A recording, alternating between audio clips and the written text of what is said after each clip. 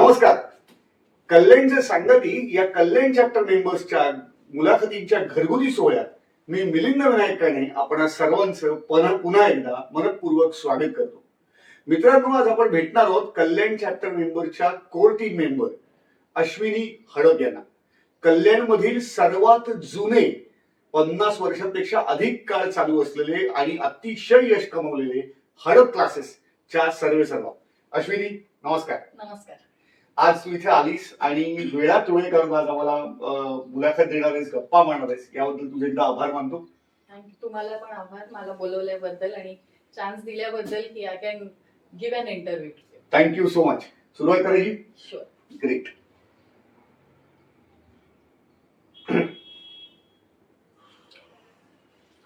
So let's move. तू लग्नानंतर कल्याण झालीस, पण माहेर हे गिरगाव. येस.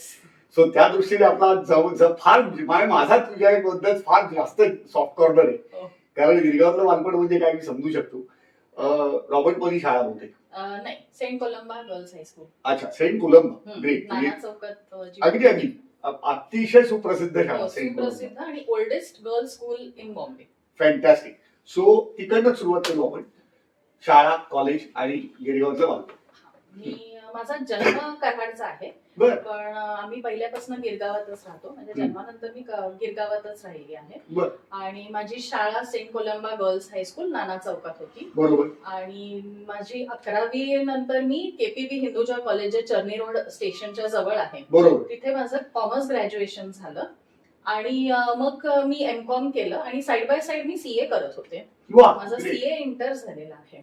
माझं सगळं बालपण गिरगावातलंच आहे. रादर आमची तिसरी पिढी होती जी आम्ही गिरगावातच होतो. बर. मग गिरगावात राहायला कुठे नक्की राहायला? आता जे रिलायन्स हॉस्पिटल आहे, हरकी संदास पूर्वीचं, तर तिथे त्याच्या जवळ खेतवाडी 8व्या गल्लीच्या बरोबर समोर. अच्छा. हिंद विद्यालयाच्या मागची बाजू. अच्छा. बर बर बर बर. म्हणजे गिरगावात हॉस्पिटल तर खूपच जुनं आणि नावाजलेलं आहे. हो. आणि नंतर ते रिलायन्सने टेक ओव्हर केलं. पण म्हणजे अगदीच हार्ट ऑफ गिरगाव असं म्हटलं तरी वावगं ठरवलं. फॅन्टॅस्टिक. सेंट कोलंबा मध्ये 10वी पर्यंत शिक्षण. Specific girls high school. Specific girls आणि ओल्डेस्ट. आणि सेंट कोलंबातलं कल्चर हे ट्रेडिशनली ब्रिटिश कल्चरच्या जवळ जाणार आहे. बरोबर आहे. नॉर्मल इंग्लिश हायस्कूलमध्ये जसं मुलं किंवा मुली जातात तसं नाहीये.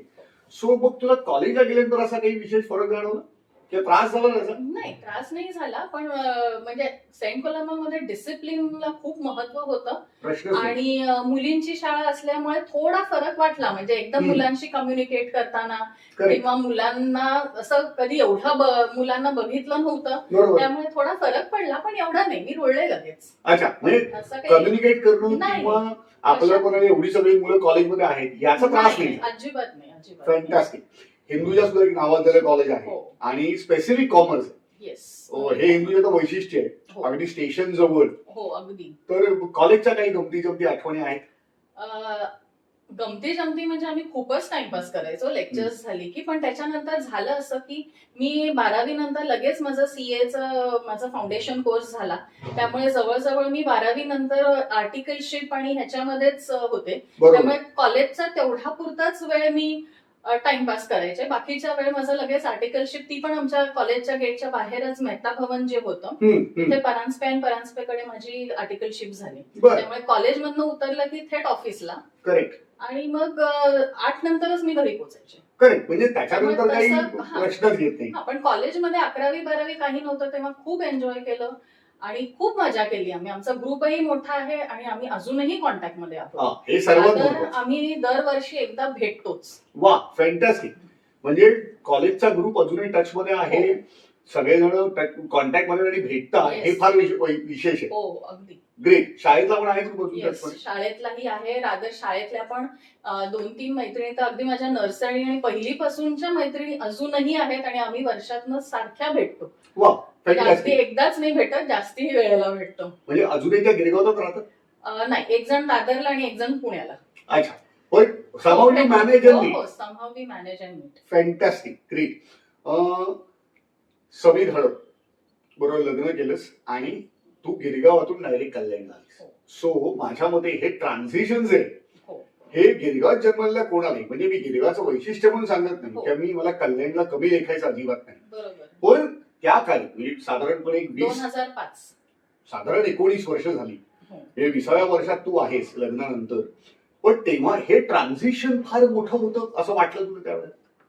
तेव्हा वाटलं नाही, पण इथे जेव्हा राहायला आले तेव्हा मला थोडा फरक जाणवला. ऍटिट्यूड ऑफ पीपल मध्ये खूप फरक जाणवला. बरोबर. म्हणजे गिरगावात किंवा साऊथ बॉम्बे जे म्हणतो आपण हो. त्याच्यामध्ये आणि इथल्या लोकांच्या ऍटिट्यूड मध्ये, एकूण बघण्याचा दृष्टिकोन ह्याच्यामध्ये फरक जाणवला. पण मला झाली सवय, कारण मी जसं म्हटलं माझा जन्म कराडचा आहे, त्यामुळे आम्ही दर सुट्टीत खूप दिवस कराडला जायचो. बरोबर. त्यामुळे जे गावाचं ऍटमॉस्फिअर असतं किंवा एक शहरापासून लांबच्या ठिकाणी, त्यामुळे तशी ती सवय होती, त्यामुळे तसं मी रुळले. म्हणजे यू कुड adjust with the thought process असं म्हणता येईल. हो. Great, fantastic. इकडे आल्यानंतर तू अशा घरात आलीस की ज्याला शिक्षणाची उज्ज्वल परंपरा आहे. हो. म्हणजे समीरच्या बाबांना उभं कल्याण ओळखतं येस. आणि हडप क्लासेसचे सर्वे सर्वा. हो. आज बाबा, मला वाटतं काकांचं वय 90 आहे हो. आणि ते अजूनही प्रचंड ऍक्टिव्ह आहे. येस. आणि म्हणजे मी त्याला प्रत्यक्ष भेटलेलो आहे, फार जास्त संवाद झालेला नसला तरी. हो. आणि तुझ्याकडनं आणि समीरकडनं त्यांच्याबद्दल जास्त ऐकलेलं आहे की फिरणं किती झालंय, त्यांचा एवढा दांडगा अनुभव. हो. आणि जवळजवळ 2 ते 3 पिढ्या त्यांच्या हाताखालून गेलेल्या आहेत हो. शिकवताना. सो एका इतक्या मोठ्या परंपरा असलेल्या क्लासेस मध्ये आता मी शिकवायला म्हणून जाणार आहे, हा जो निर्णय तू घेतलास तेव्हा पहिलं फिलिंग काय होतं? तेव्हा थोडीशी भीती वाटली की मला मेन म्हणजे क्लास कंट्रोल होईल की नाही, आणि माझा विषय गणित होता त्यामुळे ते समजावायला येईल की नाही. पण मी काय केलेलं, मी पहिले 2 वर्ष ऍडमिन बघत होते क्लासमध्ये. म्हणजे 2005-2006 मध्ये मी ऍडमिन बघितलं. त्याच्यामध्ये सुद्धा मी 1 वर्ष म्हणजे 2006 पासून मी वेदिक मॅथ्स सुरू केलेलं क्लासमध्ये. त्याचं ट्रेनिंग घेतलं आणि नंतर मी बरेच वर्ष 2020 म्हणजे जवळजवळ कोविड पर्यंत मी वेकेशन मध्ये वेदिक मॅथ्स पण शिकवायचे. ग्रेट. असं त्यामुळे मला थोडा एक शिकवण्याचा अंदाज आलेला. आणि मग 2007 पासून मी प्रॉपर एक वर्ग घेत गेले. म्हणजे आधी 8वी शिकवत गेले, मग त्याचा कॉन्फिडन्स आल्यानंतर एक 2-4 वर्षांनी 9वी शिकवायला लागले, मग एक 4-5 वर्षांनी 10वी घेतलं. असं म्हणजे एकदम सगळं नाही घेतलं. मी पण 8वी 9वी 10वी अशी स्टेप बाय स्टेपच पुढे गेले. बरोबर. त्यामुळे तो त्रास जाणवला. त्यामुळे तो त्रास जाणवला. आणि 8वी मध्ये कसं असतं, बेसिक मॅथमॅटिक्स असतं, एकदम अल्जेब्रा जॉमेट्री नसतं. बरोबर. त्यामुळे ते मला जमलं. करेक्ट. आणि जसं इथे परंपरा आहे तसे माझ्या माहेरी पण आई पण ट्युशन्स घ्यायची बरेच वर्ष. आणि आईचे वडील कराडला काका साने म्हणून त्यांना ओळखतात. तर ते पण शिक्षक होते, तेही शिक्षक होते. आणि माझी आजी पण घरात शिकवण्या घ्यायची आणि तिच्याही बॅचेस चालायच्या. त्यामुळे तो मे बी थोडस जीन्स मध्ये असेल, त्यामुळे नाही तेवढं जाणवलं. करेक्ट आहे. म्हणजे मी असं म्हणू शकतो की असं म्हटलं तर वावगं ठरू नये की अध्यापक दिल में ना के दिल में है, अध्यापक खून में. Fantastic, great. मग जेव्हा हा निर्णय झाला, म्हणजे तू जसं म्हणालीस की इंटर सीए तुझं झालेलं आहे, कॉमर्स ग्रॅज्युएशन झाल्यानंतर तू एमकॉम केलंस. So you took the masters degree and then move towards CA. Inter CA झालं, पण मग आपण फायनल परस्यू करावं आणि मग चार्टर्ड अकाउंटंट म्हणून करिअर करावं असं वाटलं नाही. मला चार्टर्ड अकाउंटंट बनून करिअरच करायचं होतं. माझ्या डोक्यात कधीही नोकरी करायची नव्हतीच, कारण मला ट्रॅव्हलिंगचं फार हे नाहीये. म्हणजे ऍटलीस्ट लोकल मध्ये धक्काबुक्की करून ट्रॅव्हल करण्याचं माझं हे नाहीये, म्हणजे स्वभाव नाहीये. मला एनिवेज मी चार्टर्ड अकाउंटंट झाले असते तर मी प्रॅक्टिसच केली असती. त्यामुळे मग मी म्हटलं I might as well shift. आता कल्याण आहे तर मग काय वेगळं करण्यापेक्षा हे करूया. आणि सीएच्या पण मी परीक्षा 2005 नंतर मी दिल्या. पण मग काय होतं, खूपच वेळ जातो त्याच्यात, कारण 6-6 महिने अभ्यास करावाच लागतो आणि त्याच्यात डोकं घालूनच अभ्यास करावा. मग असं झालं की मग Wien will I enjoy married life असं व्हायला लागलं. त्याच्यापेक्षा मी म्हटलं लेट्स टेक अ ब्रेक, बघूया थोडं, लेट मी एन्जॉय दिस, आणि मग पुढे वाटलं तर करू. पण मग मी ह्या क्लासेस मध्ये पण रुळले.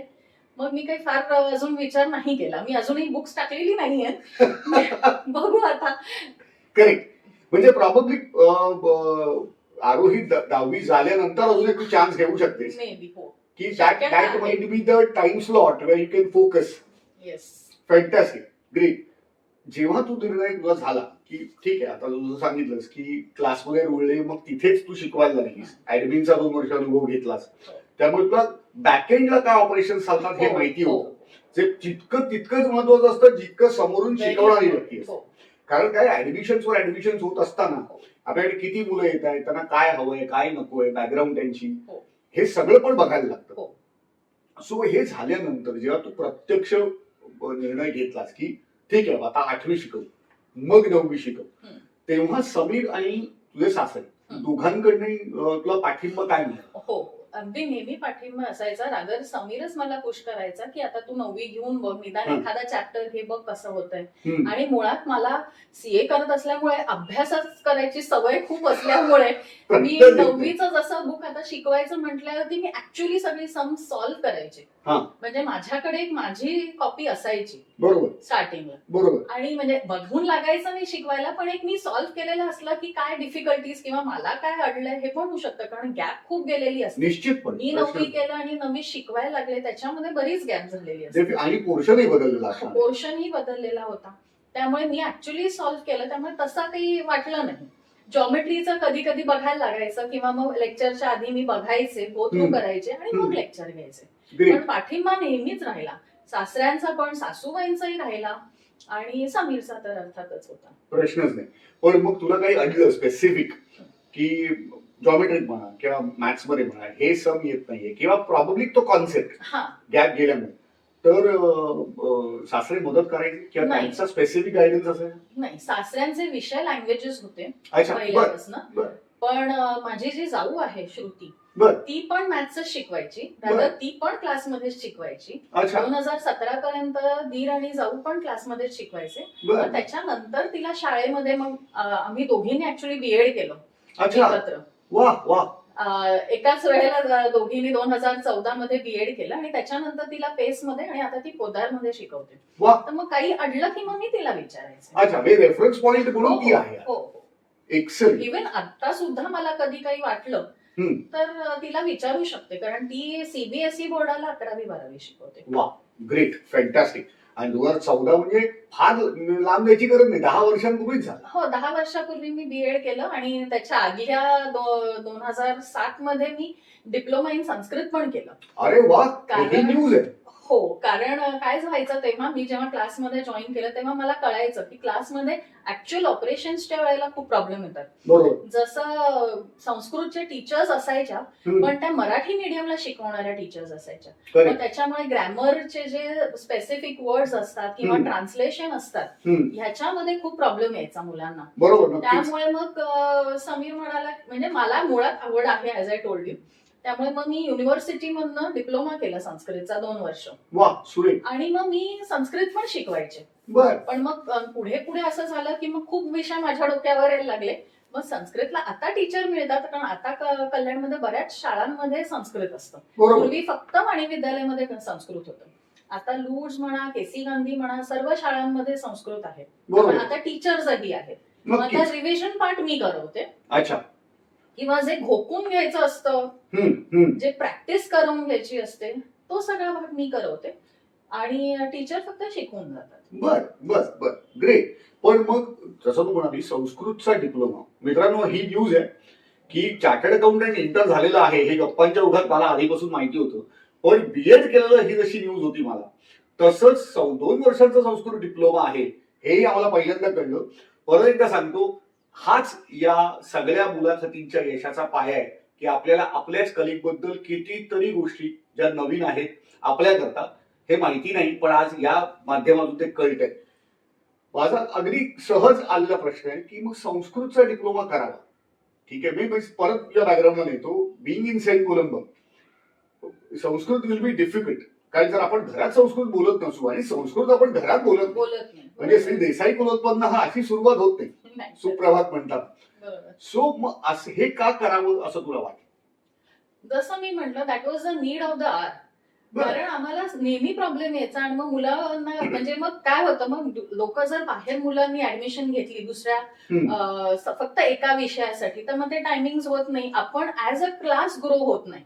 बरोबर, ऍब्सोल्युटली. त्यामुळे मग मी म्हंटल आपण करूया. हे मुळात मला आवड होती असं नाही, कारण आपण लहानपणापासून नाही म्हटलं तरी एक बेसिक रामरक्षा म्हणणं किंवा एक थोडंसं आपल्यावरती ते संस्कार असतात. बरोबर. त्यामुळे तसं येत होतं मला. मी 2-3 एज्युकेशन कॉम्पिटिशन्स मध्ये लहानपणी भाग घेतलेला. त्याच्यामध्ये गीता पठणमध्ये पण मला बक्षिसं मिळालेली. त्यामुळे साधारण अंदाज होता मला. करेक्ट. मग मी म्हटलं might as well do it असं. Great, fantastic. म्हणजे आता मला मी शिक्षिका अगदी चोख जाणवतीये. जी इतर वेळेला पण तुझ्या निरीक्षणातून दिसत असते. हा शिक्षण क्षेत्राचा अनुभव जवळजवळ तू 7ला शिकवायला सुरुवात केलीस, म्हणजे जवळपास गेली 17 वर्ष शिकवतेस.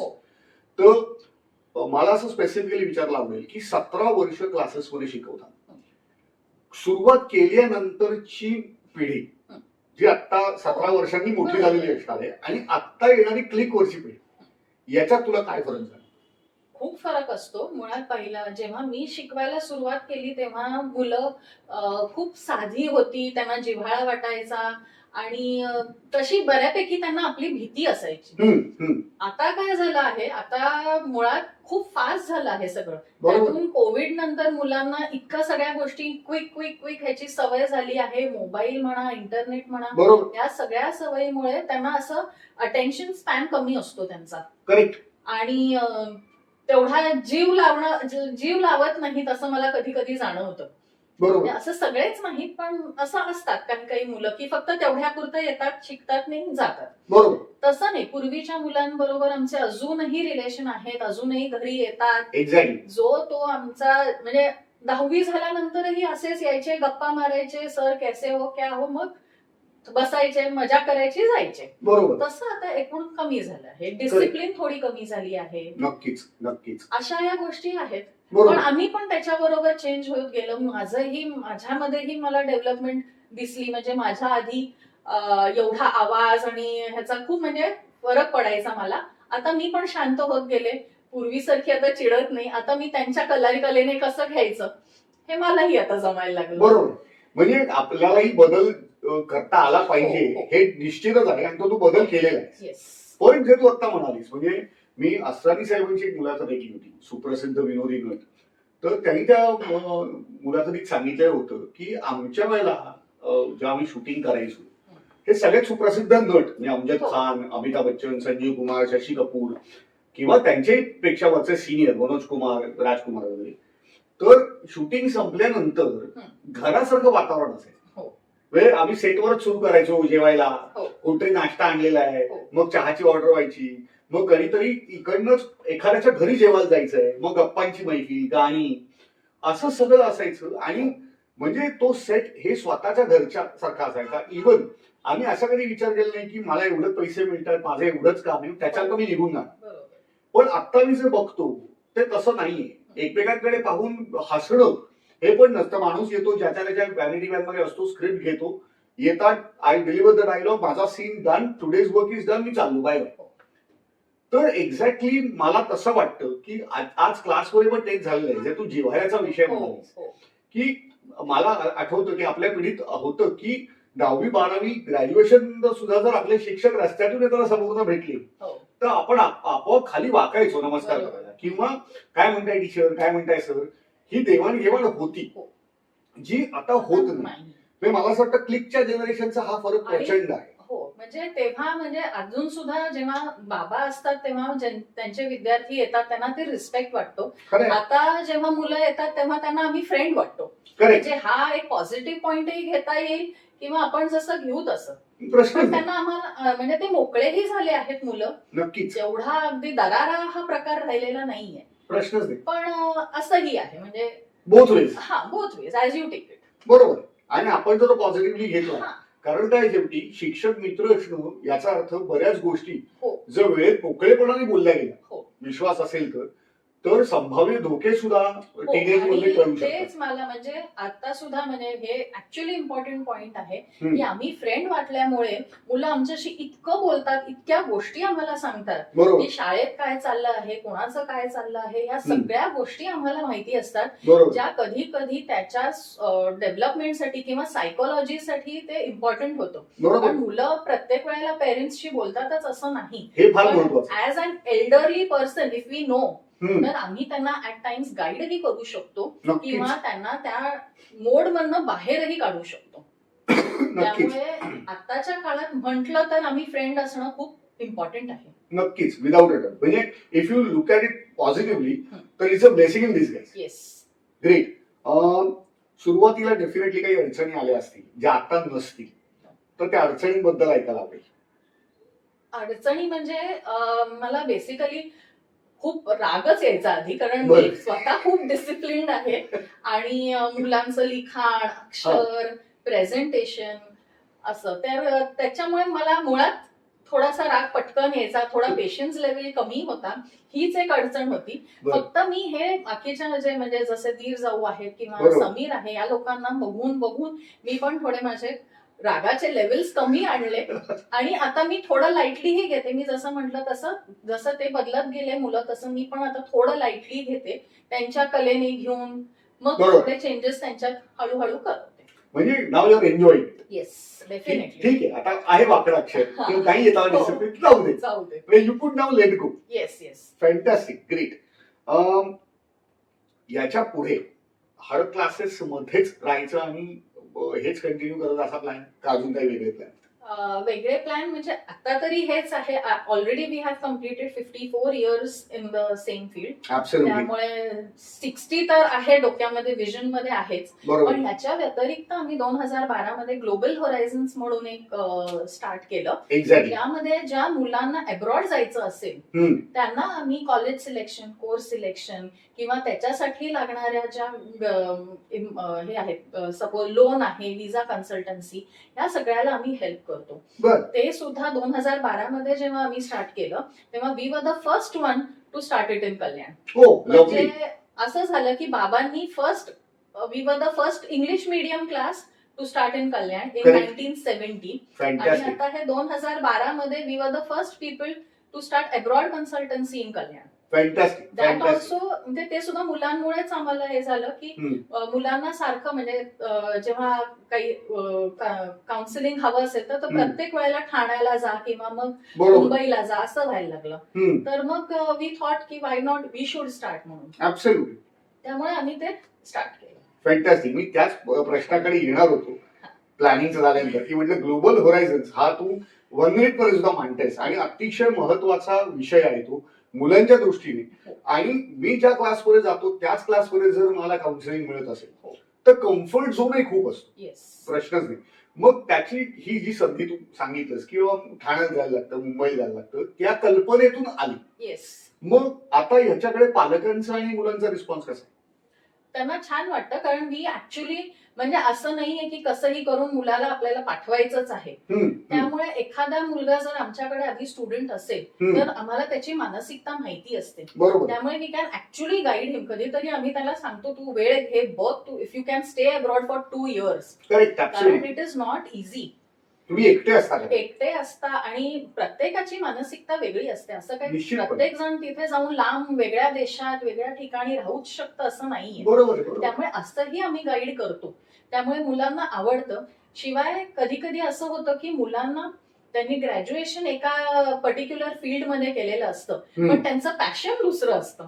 नक्कीच. तर ते जर आम्हाला माहिती असेल किंवा त्याला जर त्याच्यात Career करायचं करिअर असेल. करायचं असेल तर we can guide him accordingly. Absolutely. प्रश्न त्यामुळे नाही. मुलांना, पेरेंट्सला आवडतं. आणि असं म्हणजे मुळात मी जसं सांगितलं तसं पहिल्यापासून फक्त पैसा पैसा पैसा हा हेतू नसून it is actually the welfare of students. Absolutely. कुठेतरी त्यांना एक चांगलं नागरिक बनवायचं असतं, एक चांगलं ह्युमन बनवायचं असतं. हेच आमचं पहिल्यापासून ध्येय राहिलंय. आणि आम्ही जेव्हा मुलांना सुद्धा अब्रॉड पाठवतो तेव्हा वी मेक शुअर की त्यांना आम्ही सांगतो की काही झालं तरी शिकून तुम्ही भारतात या, बरोबर. कारण इथे त्याची गरज आहे. निश्चितपणे. आणि त्यांच्याशी we are in touch always. Okay, म्हणजे ग्रेट. मुलं सुद्धा आम्हाला मेसेज करतात किंवा आम्ही फोन करतो त्यांच्या वेळेनुसार, बरोबर. ज्या देशात तो असेल. हा त्याच्याप्रमाणे. आणि we have contact with the children. Fantastic. That makes it very personal. प्रश्न म्हणजे नाही. आमचा Hadap class also is known for personal attention. तर that we are continuing in global horizons also. Absolutely. Absolutely. Rather मी असं म्हणेन की पर्सनल अटेन्शन नाही, personal relation as well. Yes. आणि हीच हडप क्लासेसची गेल्या 5 दशकांहून अधिक काळ चाललेली संस्कृती आणि ओळख आहे. हे खरोखर मला आता असं जाणवतं, मी स्वतः कॉर्पोरेट ट्रेनर असल्यामुळे, की this is how you are brought up. आपण जे म्हणतो ओल्ड स्कूल ऑफ थॉट, की you should actually work for the welfare of the school. झाडाचा शिक्षक तेच करतो. आणि आज ते अश्विनीशी बोलताना जाणवत आहे. आपण पुढं कंटिन्यू करू.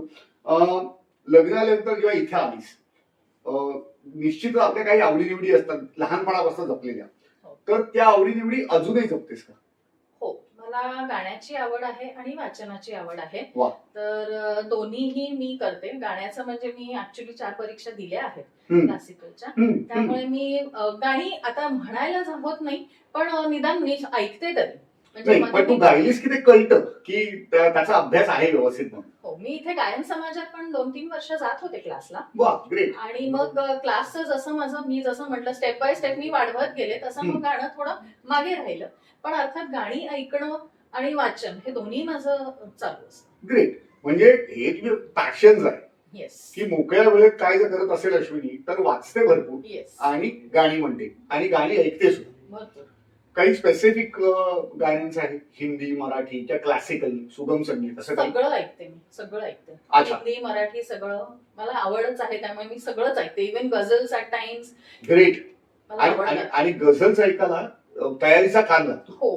जे येरागवाड्याचं काम नाही. नाही. म्हणजे काय चाललंय हे आधी मुळात कळलं नाही तर गझल्स वेळ टप्पा न पडता डोक्यावर राहतात. एक डायरेक्ट बंपरच. बरोबर. फॅन्टास्टिक. वाचनात एखादी स्पेसिफिक आवड? नाही, मी जनरली असं झालंय माझं की मला ऑटोबायोग्राफीज आवडतात. वा. पण मी मराठी वाचते ते मी जनरली हिस्टॉरिकल जे असेल ते माझं मराठीत वाचन होतं. वा. कारण ते मला आई किंवा कोणीतरी सजेस्ट केलेले असतात. बरोबर. आणि इंग्लिश मी काहीही वाचू शकते. म्हणजे मी अगदी हॅरी पॉटर सिरीज पण 2दा वाचलेली आहे. And I'm planning to read it once more. हो, लवली. पण हॅरी पॉटर सारखी फिक्शन बेस्ड Yes. सिरीज तू वाचतेस म्हणजे मला नवल वाटतं. हो, मला खूप आवडतं. वा, ग्रेट. मला आवडतं ते. आणि बाकी मी ऑटोबायोग्राफीज वाचते आणि सस्पेन्स आणि थ्रिलर्स मला आवडतात. वा, क्या बात आहे. म्हणजे नेहासारखं आहे तुला. आत्ताच नेहाच्या इंटरव्ह्यू ती पण आली की माझं सस्पेन्स कडे जरा जास्त झुकाव आहे. हो. ती सस्पेन्स वाचते पण आणि बघते पण. तूही ते बघतेस. Great, fantastic. पुढे जाऊन जेव्हा समीर आणि तू एकत्र काम करायचं ठरवलं, म्हणजे ज्या हे ठरवलं की आता याच्यातच करिअर करायचंय अलॉंग विथ समीर, ठीक आहे, समीरचाही डेफिनेटली सपोर्ट आहे, समीरला पण आम्ही ओळखतो. समीर कडून व्यवसायात आल्यानंतर अशी कुठली गोष्ट आहे जी तुला प्रचंड शिकायला मिळाली, ज्याच्यामुळे तुला हे परस्यू करणं सोपं झालं? त्याचा पेशन्स आणि शांत स्वभाव हाच मला ऍक्च्युली, कारण माझ्या फील्डमध्ये पेशन्स आणि शांत राहणं हेच गरजेचं असतं. कारण मुलं खूप वेगळ्या वयातली असतात. बरोबर. 14, 15, 16 म्हटलं की Pre-teenage age. अगदीच वेगळ्या वयाची असतात. त्यांचे काही अगदी बालिश वागतात. त्या सगळ्या ह्याला समजावून घेणं आणि पेशंटली वागणं हेच मी त्याच्याकडनं शिकले. प्रश्नच नाही. आणि मला वाटतं दॅट इज हीज, म्हणजे असं म्हणून टू द टी पॉइंट आहे. हो, की त्याला हॅट्स ऑफ आहे त्या बाबतीत. खरंच हॅट्स ऑफ आहे. म्हणजे तो खूप वेळ पण शिकवू शकतो आणि खूप शांतपणे पण शिकवू शकतो आणि मुलांना खूप हसवतोही. म्हणजे ह्याही गोष्टी इम्पॉर्टंट आहेत. करेक्ट. म्हणजे ह्युमरसली शिकवतात. ह्युमरसली तो सेन्स ऑफ ह्युमर पण मी बऱ्यापैकी, म्हणजे मला कळलं. म्हणजे जेव्हा मी मुंबईत होते तेव्हा असं खूप मजा करत शिकलेलो नव्हतो आम्ही. बरोबर. पण इथे एकूण मी बघितलं की मुलांना हे आवडतं किंवा त्यांना, तर मग हळूहळू माझाही सेन्स ऑफ ह्युमर डेव्हलप झाला. Great, fantastic. आणि तो त्याचा सर्वात मोठा ब्राउनी पॉइंट आहे असं मलाही जाणवलेलं आहे जेव्हा मी 1-to-1 ला क्लासमध्ये आलो होतो. आणि the way he was talking to me, जसं नंतर तुम्हाला एक 4 वेळी लिहून पाठवल्यास की यू कुड रिलेट, आमच्या दोघांमधला कॉमन पॉइंट हो. पिक्चरची आवड हो असणं हो. किंवा त्याची मेमरी प्रचंड शार्प आहे असं मी येस ऐकलं. येस. फॅन्टास्टिक.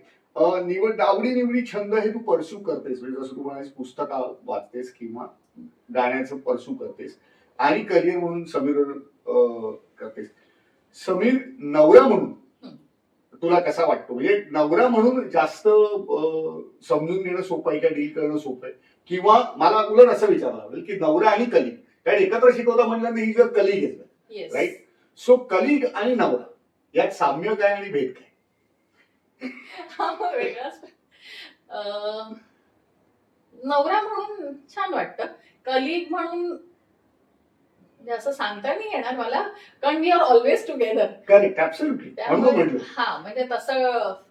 पण मला असं वाटतं तू जसं म्हणालीस की शांत एखाद्या स्थायी स्वभाव आहे शांत हो आहे, हो त्यामुळे कटकट करणं किंवा वैतागणं अजिबात असं अजिबात नाही. काहीच नाही. बरोबर. रादर घरी सुद्धा सुद्धा म्हणजे जर असं चुकून वादबीत झाला तर तो क्लासला गेला की तो लगेच शांत होतो. 2 म्हणजे मिनिटं. मुळात त्याला रागच येत नाही, हा. पण आला तरी तो क्लासमध्ये गेल्यावरती एकदम शांत असतो.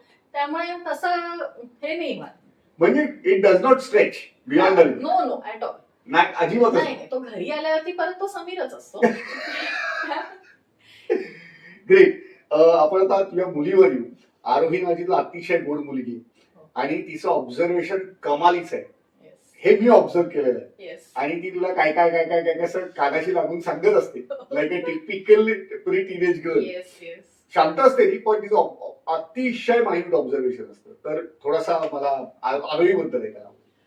आरोही आता 7वीत आहे आणि ती स्वतः कथ्थक शिकती आहे. वा, क्या बात. आणि शी हॅज म्हणजे तिला ड्रॉइंग करायला खूप आवडतं. वा, सुरेख. आता तरी ती खूप छान ड्रॉइंग काढते आहे. हम्म.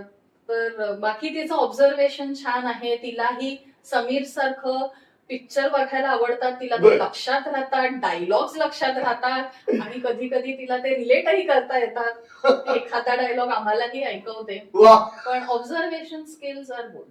फॅन्टॅस्टिक. म्हणजे प्रश्नच नाही. मग आता ती कथ्थक शिकते, मग तिलाही गाण्याची आवड आहे? हो, तिला गाण्याची आवड आहे. म्हणजे पुढे मागे जाऊन ती ते परस्यू करू शकेल नाही, असेल? गाणं म्हणून नाही कदाचित परस्यू करणार, कारण तिला माहिती नाही का, पण ती म्हणते नाही मला चांगलं गाता येत. पण तिला गाण्यातलं कळतं. हा, म्हणजे पुढे जसं म्हणतात तसे की या चुकलं कल्ली चुकलं काय पियल, हा, चुकीचं कळलं की कळतं. कळतं. बेसूर झालेलं कळतं. किंवा एखाद वेळेला मी सुद्धा असं गात असताना ती मला सांगू शकते की मम्मा हे चुकलं. बरोबर. पण गाणं शिकायचं म्हणून किंवा करिअर करायचं म्हणून तिच्या तिकडे कल नाही. नाही अजिबात. Great, fantastic. पुढे जाऊ आपण.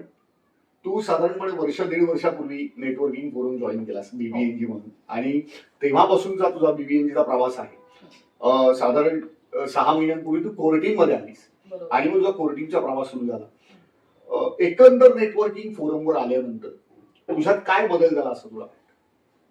मला बदल म्हणजे मला ऍक्च्युली खूप लोकांच्या बरोबर 1 to 1 करून किंवा त्यांचे बिझनेस ऐकून किंवा आता आपलं इंटरव्ह्यूज ऐकून बऱ्याच गोष्टी कळल्या आणि दे आर व्हेरी म्हणजे मोटिवेटिंग आहेत की कसं लोक हे त्या मनाने आम्ही बऱ्यापैकी म्हणजे सेटल्ड बिझनेस मध्ये आले, पण कसा लोकांनी ग्रो केला ते फार मोटिवेटिंग आहे. आणि स्ट्रगल्स कळणं खूप छान वाटलं मला. म्हणजे आणि मित्रमैत्रिणी तर खूप मिळाले. मी जसं म्हटलं तसं इथे आल्यावर तसे मला खूप फ्रेंड्स नव्हते झाले. म्हणजे समीरच्या मित्रांच्या मिसेस वगैरे हेच आमचा ग्रुप होता.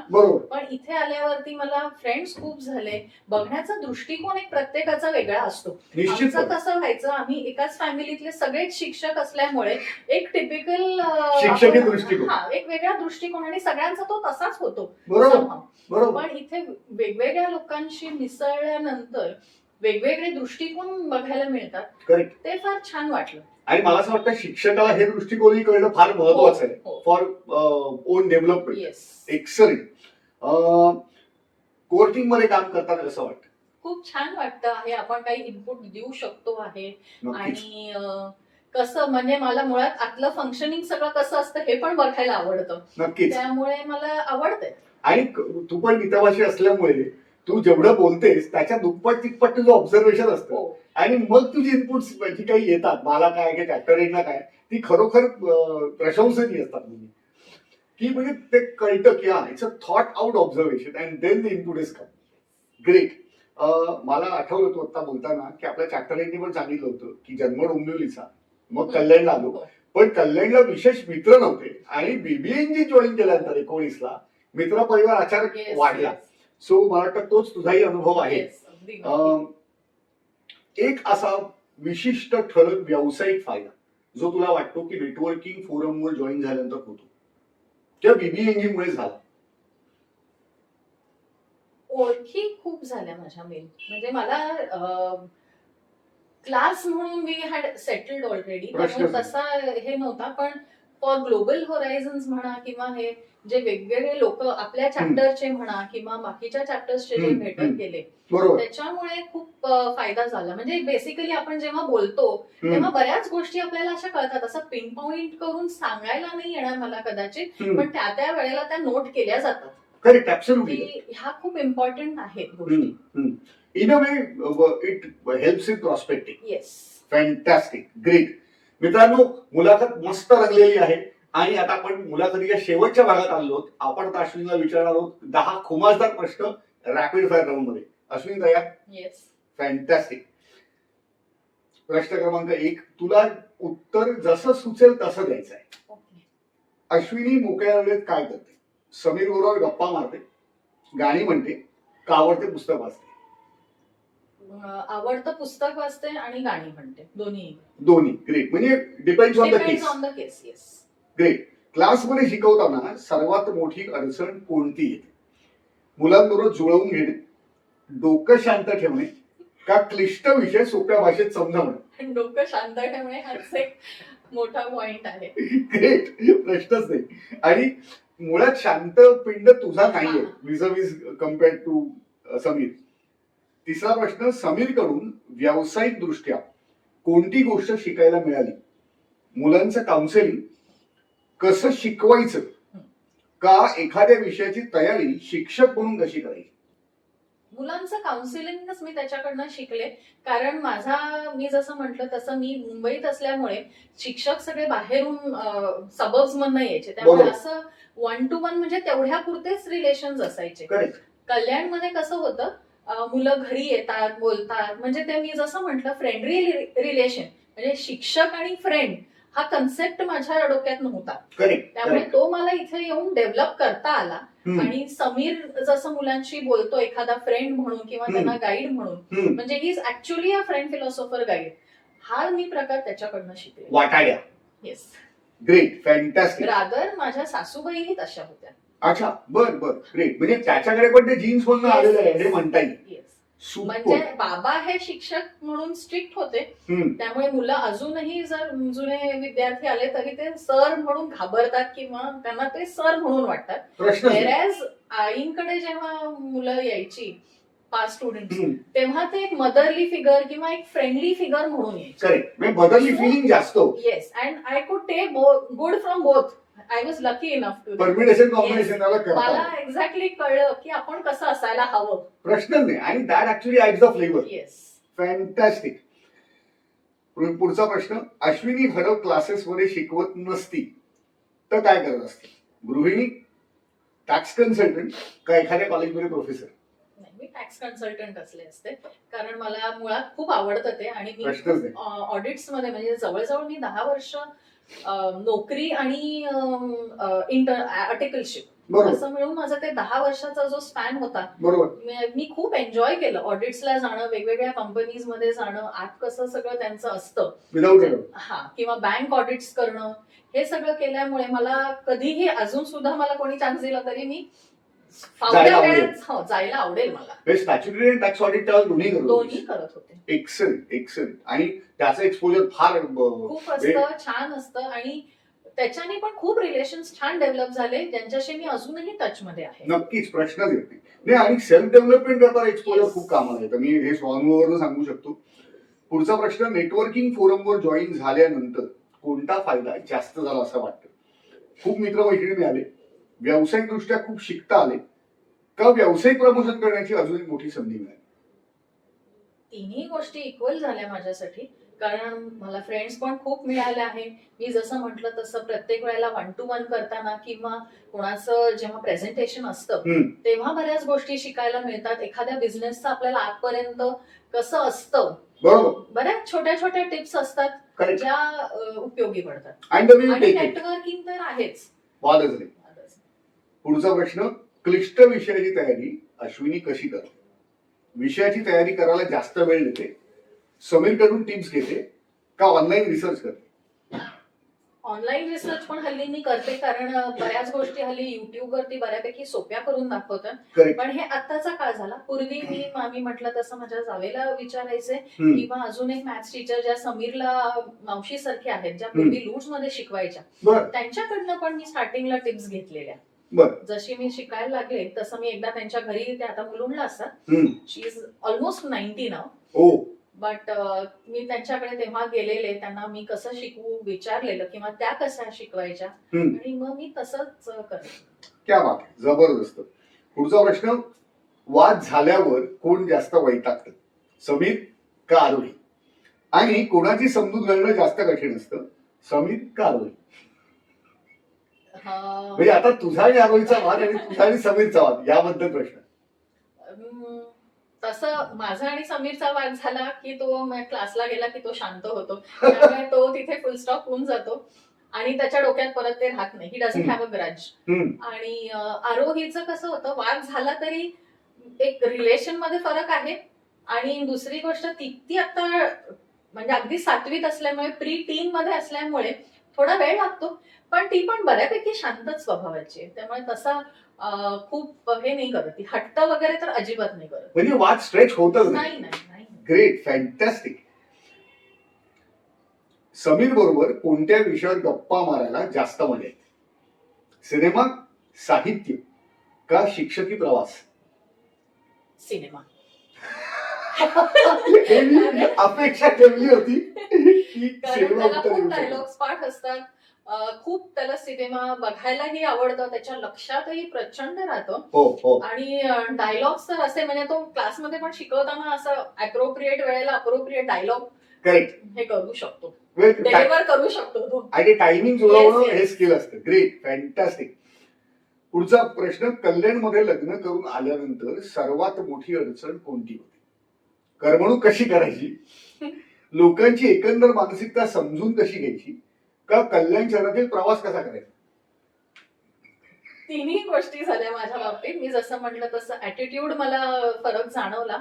करमणुकीला माझं घर समुद्रापासून 10व्या मिनिटावर चालत होतं, त्यामुळे मला इथे आल्यावरती कुठे जायचं फिरायला हा प्रश्न पडायचा, कारण समुद्रावरती तुम्ही कधीही कितीही वेळेला जा, कधीही हे वाटत नाही, बोरिंग कधीच वाटत नाही. आपल्या मूड प्रमाणे उलट तो समुद्र आपल्याला समजावत असतो असं वाटतं ऍट टाइम्स. नक्कीच नक्कीच. आणि बाकी ऍटिट्यूड मी बोलले. फॅन्टॅस्टिक. सासऱ्यांकडून हा शेवटचा प्रश्न आहे, एक अत्यंत महत्वाची शिकायला मिळालेली गोष्ट कोणती? माणूस म्हणून कसं वागायचं, शिक्षक म्हणून कसं असलं पाहिजे, का आयुष्यात एकंदर जगण्याचा दृष्टिकोन कसा असायला हवा?